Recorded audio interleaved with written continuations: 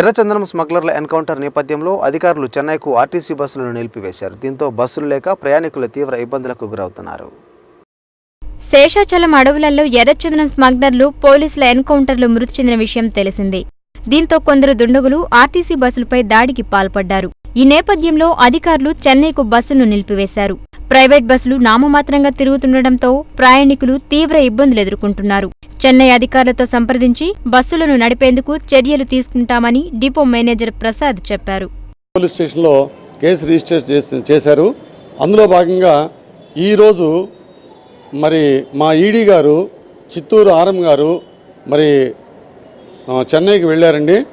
అక్కడ తమిళనాడు గవర్నమెంట్ తోటి మరి తమిళనాడు పోలీసులతోటి మాట్లాడి మరి మధ్యాహ్నం లోపు మన ఆంధ్ర సైడ్ నుంచి వెళ్ళే బస్సులు మాత్రం ఆపినందుకు వాళ్ళని కోరి ఇవాళ నడిపేయడానికి ప్రయత్నం చేస్తున్నారండి. మా ఈడీ గారు ఆల్రెడీ చెన్నైలో ఉన్నారండి.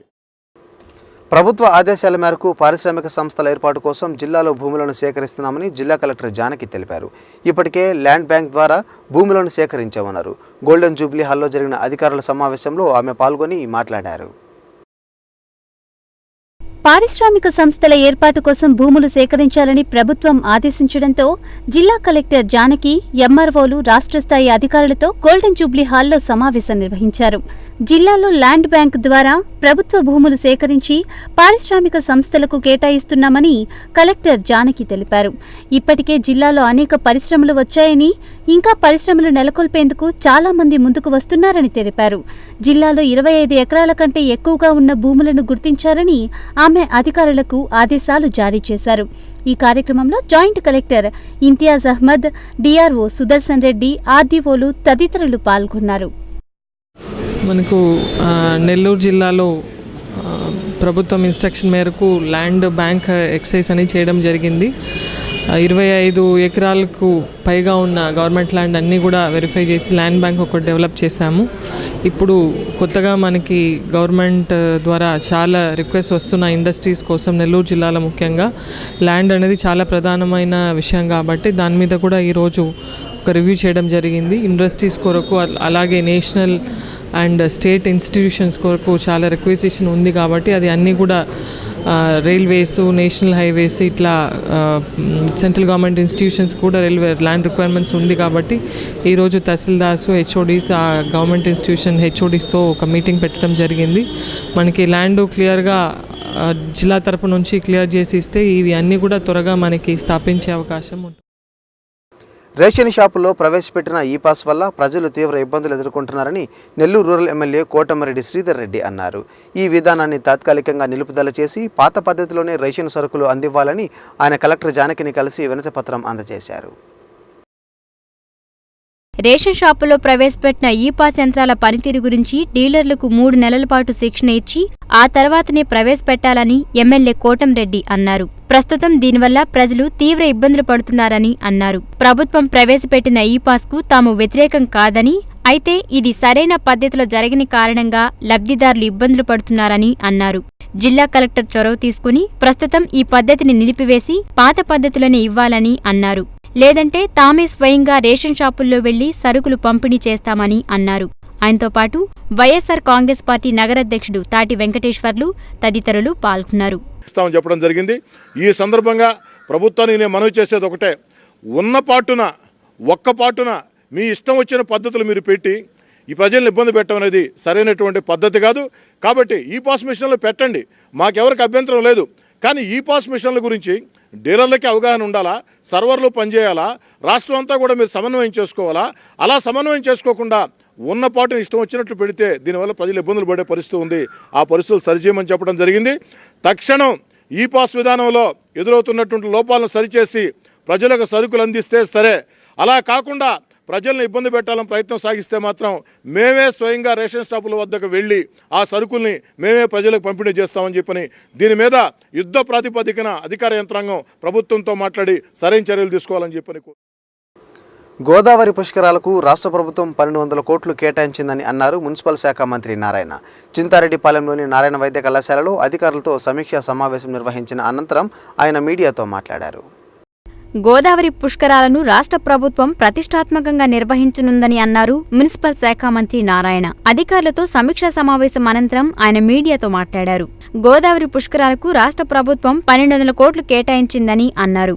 ఎటువంటి సమస్యలు తలెత్తకుండా చూడాలని సీఎం చంద్రబాబు ఆదేశించారని చెప్పారు. ఇప్పటికే రాజమండ్రి, కొవ్వూరు ప్రాంతాలలో పనులు శరవేగంగా జరిగిపోతున్నాయని తెలిపారు. అంతేకాకుండా శానిటేషన్ సంబంధించి కానీ R&B రోడ్స్ మెజారిటీ రోడ్స్ అయిపోయినాయి. ఈరోజు రాజమండ్రిలోను, కొవ్వూరులోను శానిటేషన్కి, టాయిలెట్స్, ఈ టెంపుల్స్ చాలా ఫాస్ట్గా జరుగుతుంది. ఎంత ఫాస్ట్గా జరుగుతుందంటే వారానికి మినిమం 1 డే యాక్చువల్గా నేను అక్కడికి పోతున్నాను. నేను పోవటమే కాదు, కన్సర్న్ మంత్రులందరూ కూడా వీక్లీ వన్స్ 10 days. మే 15కి ఆల్మోస్ట్ వర్క్స్ అంతా అయిపోద్ది. అంటే మే 15కి అయిపోతే తర్వాత జూలై 14 నుంచి జూలై 25 వరకు ఉంటాయి. ఇంతవరకు ఎప్పుడు జరగనంత ఇదిగా అన్ని వసతులతో ఖచ్చితంగా ఆ పుష్కరాలు చేసేందుకు చేస్తాం. ఎర్రచందనం అక్రమ రవాణాపైన ప్రభుత్వం దృష్టి సారించిందని అన్నారు మంత్రి నారాయణ. అక్రమార్కుల భరతం పట్టేందుకు పటిష్టమైన చర్యలు తీసుకుంటున్నామని చెప్పారాయన. ప్రత్యేక బృందాలను ఏర్పాటు చేసి స్మగ్లర్లకు అడ్డుకట్ట వేస్తామని తెలిపారు. శేషాచలం ఘటనపై ముఖ్యమంత్రి విచారణ జరుపుతున్నారని తెలియజేశారు. శాండల్వుడ్ గురించి గత 10 సంవత్సరాల్లో ఎంతో నష్టపోయింది రాష్ట్ర ప్రభుత్వం. ఎందుకంటే ఏ క్లాస్ మొత్తం అమ్మేశారు. టన్ను 1,90,00,000, 1,98,00,000 లెక్కన అమ్మటం జరిగింది. మనం ఆక్షన్ వేస్తే ఫస్ట్ కేటగిరీ. ఇంకా సెకండ్ కేటగిరీ ఇచ్చేలకి 60 లక్షలు, 40 లక్షలకు వచ్చినాయి.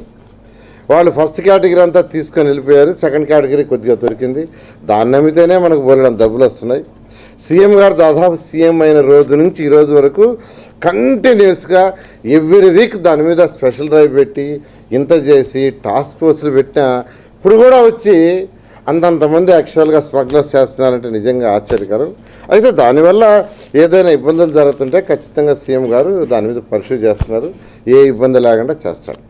అదేవిధంగా 2వ పంటకు నీరివ్వలేమని ముందే చెప్పామని అన్నారు. ఎప్పటికప్పుడు అధికారులతో సమీక్షించి సమస్యలు లేకుండా చూస్తున్నామని చెప్పారు. ఈ సమావేశంలో వెంకటగిరి ఎమ్మెల్యే కురుగొండ్ల రామకృష్ణ, పలువురు టీడీపీ నాయకులు, అధికారులు పాల్గొన్నారు. ఈరోజు సమస్యల్లో 11 టీఎంసీ ఉంది.